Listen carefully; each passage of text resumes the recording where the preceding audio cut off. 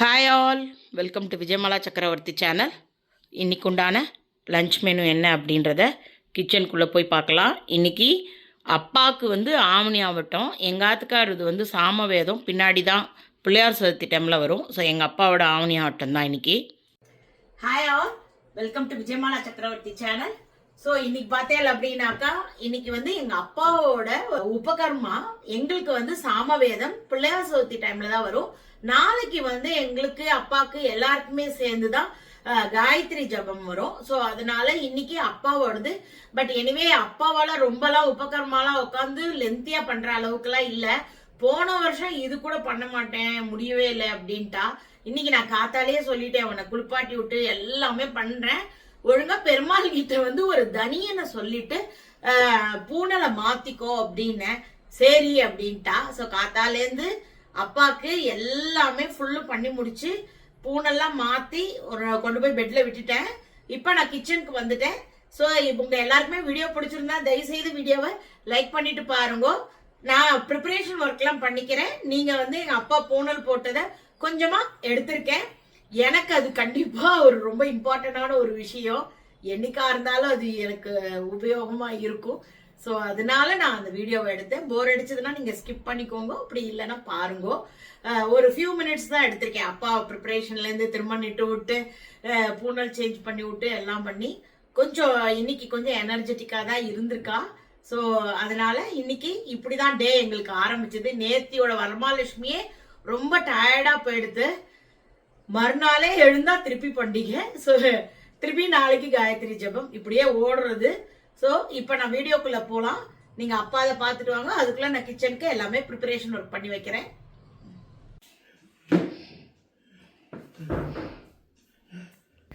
நேற்றுக்கு சொன்னேன் எங்கள் அப்பா கிட்ட, நாளைக்கு உன்னோட உபகர்மாப்பா அப்படின்ட்டு. காத்தால் 6 மணிக்கு எழுந்து உட்காந்துண்டாச்சு. இப்போ தான் குளிப்பாட்டி விட்டு தலைக்கு ட்ரையர் போட்டு விட்டுறலாம் அப்படின்ட்டு. ட்ரை ஆனது போருமான்னு சொல்லு, நான் கரெக்டாக அவனுக்கு அந்த இதில் பண்ணி விடுறேன்.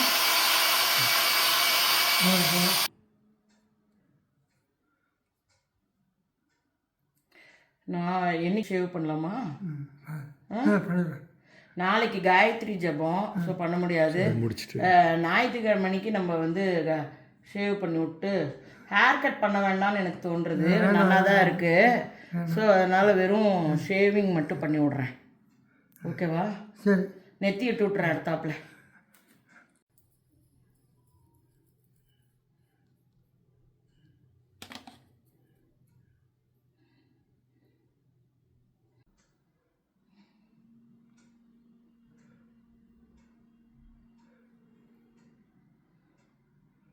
தலையை சாய்ச்சுட்டே போகிறேன். நேராக வை தலையை.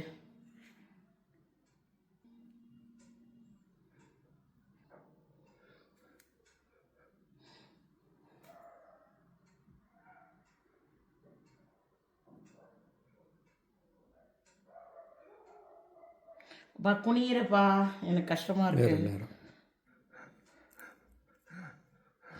குனியில கழுத்து அப்புறம் வேறு மாதிரி நாம வந்துடும். ஓகேவா? கொணல தான் இருக்கு.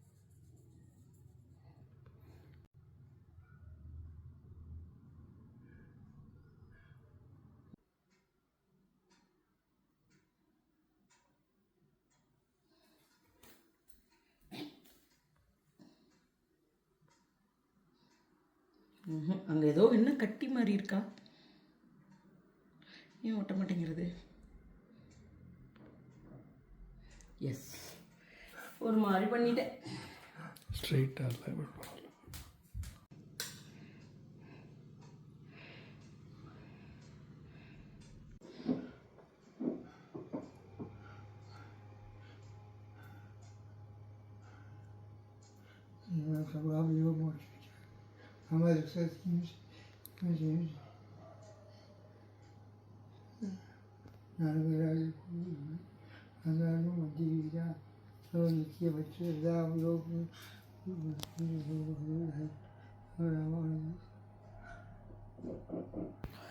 எங்கள் அப்பா ஒரே சைடாக அந்த ரைட் சைடு தான் படுத்துக்கிறது பழக்கம்.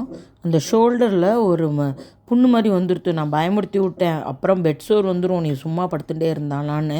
இப்போ பயம் வந்து எழுந்து உக்காந்துக்கிறா இப்போல்லாம் கொஞ்ச நாளாக. இல்லைன்னா அதுலேருந்து ஒரு நீர் வந்ததுன்னா அதுலேருந்து ஸ்ப்ரெட் ஆகும். இடுப்பு விட்டு போய் கொஞ்ச நேரம் படுத்துன்ட்டு அப்புறம் எழுந்து உட்காந்து ஏதோ ஃபோனோ டிவியோ ஏதோ பார்த்தா பரவாயில்ல. அப்படியே 24/7 படுக்கை விட்டு எழுந்துக்கிறதே இல்லை. சாப்பிட்றதுக்கு மட்டும்தான் எழுந்துக்கிறா. சாப்பிட்டு அடுத்த நிமிஷமே படுத்துண்டுறா திருப்பியும். கரெக்டாக வச்சுருக்கேன், சிக்கு பண்ணிடாத.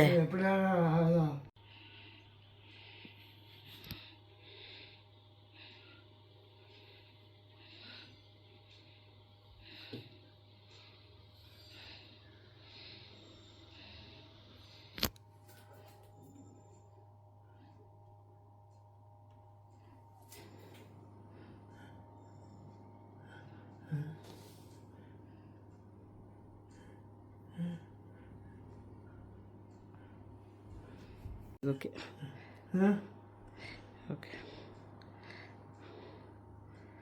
முதுகில் பூனளவு எடுத்து விடு. அப்படி முதுகில் பின்னாடியே இழுத்து விட்டுக்கோ. அவ்வளோதான், அட்ஜஸ்ட் பண்ணிக்கோ.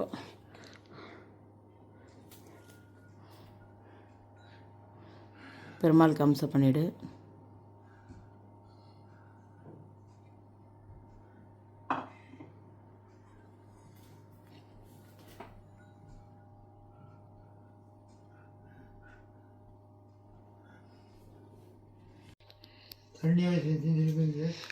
அதெல்லாம் நான் தொடச்சிக்கிறேன், நீ இப்போ சமமாரு. என்ன பண்ணாங்க? Go back.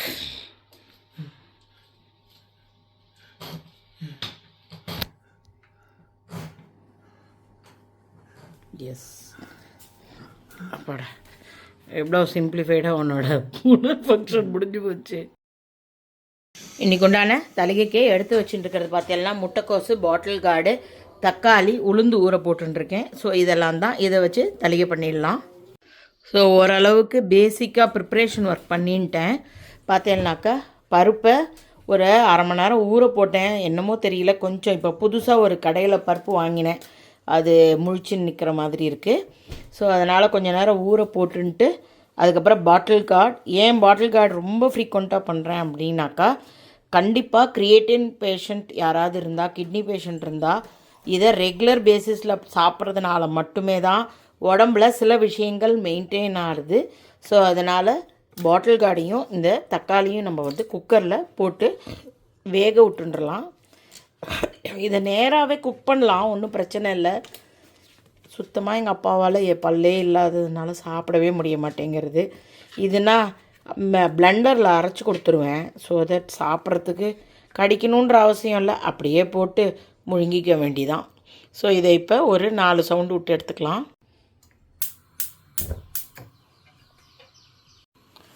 ஸோ இப்போ குக்கரை வச்சாச்சு, 4 சவுண்டு விட்டுட்டு ஆஃப் பண்ணிவிட்டு அப்புறம் காமிக்கிறேன். இன்றைக்கி நான் வந்து பொடி போட்ட சாம்பார் பண்ணேன். ஸோ அதனால் இன்றைக்கி பொடி அரைச்ச சாம்பார் பண்ணிக்கலாம். தனியா, ஜீரகம், மிளகு, வெந்தயம், கடலப்பருப்பு, கொஞ்சமாக உளுத்தம்பருப்பு, கருவேப்பிலை, வத்த மிளகாவில் வந்து பியாடிகி சில்லியும் எடுத்துட்டுருக்கேன், குண்டூர் சில்லியும் எடுத்துட்டுருக்கேன். இதை வறுத்து பொடி பண்ண வேண்டிதான். ஸோ அடுப்பில் வானலி வச்சுட்டேன். இதில் வந்து ஜஸ்ட்டு அந்த இது வந்து ஒரு 1/4 டீஸ்பூன் ஒரு 1/2 டீஸ்பூன் எண்ணெய் குத்திண்டா போகிறோம், ஜாஸ்தி வேண்டாம். குத்தினதுக்கப்புறமா இந்த சாமான்கள் எல்லாமே ஒன்றா போட்டு நல்லா செவக்க வறுத்துன்ட்டு அதுக்கப்புறமா இதோட தேங்காயை வச்சு அரைச்சி விழுதாக எடுத்துக்க வேண்டிதான். இப்போ வறுத்த சாமான்கள்லாம் மிக்சியில் போட்டுட்டேன். ஒரு 1/4 மூடி தேங்காவை அதோடு ஆட் பண்ணிட்டுருக்கேன். ஆஸ் யூஷுவல் எண்ணெய் குத்தின்ட்டு கடுகு, வெந்தயம் தாளிச்சுண்டா போகிறோம். அதோட கொஞ்சம் பெருங்காயம், 2 கருவேப்பிலை இருந்தால் ஆட் பண்ணிட்டு அதுக்கப்புறம் கரைச்சி வச்ச புளி ஜலத்தை இதோட சேர்த்துண்டுடலாம். புளி ஜலம் கொதிக்க ஆரம்பித்த கையோட மஞ்சப்பொடி, உப்பு எல்லாத்தையும் சேர்த்து போட்டு கொதித்ததுக்கப்புறமா அரைச்சி வச்ச விழுதை இதோட சேர்த்துக்க வேண்டிதான். ஸோ இப்போ பார்த்தீங்கன்னா பருப்பு, காய் எல்லாமே நல்லா வெந்திருக்கு.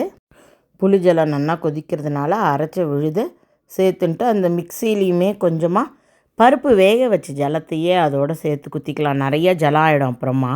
அதனால் நான் குக்கரில் இருந்த ஜலத்தையே அந்த மிக்சியில் கரைச்சி குத்தின்ட்டேன். அதுக்கப்புறம் வேக வச்சதையும் சேர்த்துண்டாச்சு. குழம்பு கொதித்து ஆஃப் பண்ணியாச்சு. அடுத்தாப்புல சாதத்தை வச்சிடலாம். ரொம்ப டைம் ஆகிடுத்து. இத்தனை வேலையும் அப்பாவுக்கு ப்ரிப்ரேஷன்லாம் பண்ணி முடித்து எல்லாம் பண்ணுறதுக்குள்ளே டைமுக்கு சாப்பாடை கொடுக்கணும் அப்படின்னா தான் கை கால் விடவெடத்து போகிறது அப்படியே. முட்டைக்கோஸை தேங்காய் போட்டு வதக்கின்றலாம். ரெகுலராக காமிக்கிற காய் தான். கடுகு, உளுத்தம்பருப்பு, கடலைப்பருப்பு. இன்றைக்கி ஒன்றுமே முடியல, ரொம்ப டயர்டாக இருக்குது. ஸோ இதை போட்டு வறுத்துன்றலாம்.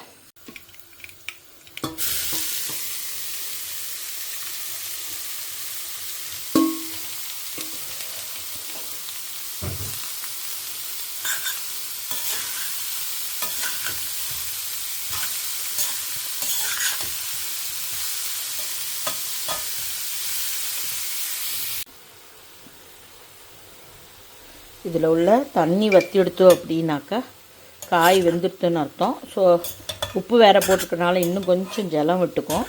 இதுக்கப்புறமா தேங்காவை போட்டு ஆஃப் பண்ணிட்டோன்னா நமக்கு முட்டைக்கோஸ் காய் ரெடி ஆகிடும். ஸோ நான் அடுத்தாப்பில் வடை பண்ணிக்கிறேன், டைம் ஆகிட்டே இருக்குது.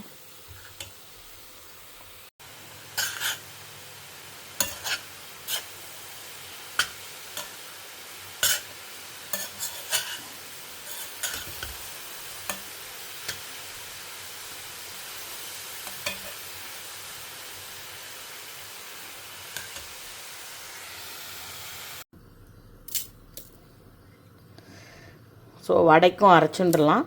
கொஞ்சமாக கருவேப்பிலை, பச்சை மிளகா, உப்பு, உளுந்து ஊற வச்சது எல்லாத்தையுமே நைஸாக அரைச்சி எடுத்துன்னு வந்துடுறேன். ஸோ வடைக்கு அரைச்சுன்ட்டேன். கையை நினச்சிக்கிறதுக்கு ஜலம் வச்சுருக்கேன். எண்ணெய் சுட்டுருக்கு.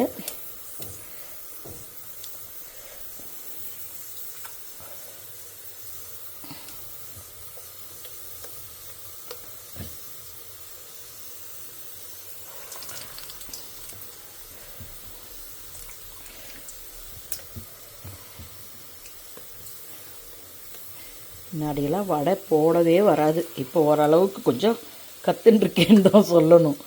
முன்னாடியெல்லாம் போண்டா மாதிரி உருட்டி உருட்டி போட்டு விட்ருவேன். ஸோ மொத்தமாக வடையை கம்ப்ளீட்டாக பண்ணிவிட்டு உங்களுக்கு காமிக்கிறேன். ஸோ இன்றைக்கி அப்பாவோட ஆவணி அவிட்டம் உபகர்மா. ஸோ அதுக்கு சிம்பிள் தளிகை தான், பாயசம் இதெல்லாம் எதுவும் பண்ணலை, வேணான்னு சொல்லிட்டா. நாளைக்கு காயத்ரி ஜபத்துக்கு பண்ணிக்கலாம் அப்படின்ட்டு. அதுக்கப்புறமா சுட சுட சாதம், பாட்டில் கார்டும் தக்காளியும் போட்டு அரைச்சி விட்ட சாம்பார், உளுந்து வடை, முட்டைக்கோஸ், தேங்காய் போட்ட காய். ஸோ இன்றைக்கு உண்டான தளிகை இவ்வளோ தான். Hope you are all enjoying my video. If you like it, please like and subscribe my channel. Thank you for வாட்சிங். Bye bye all.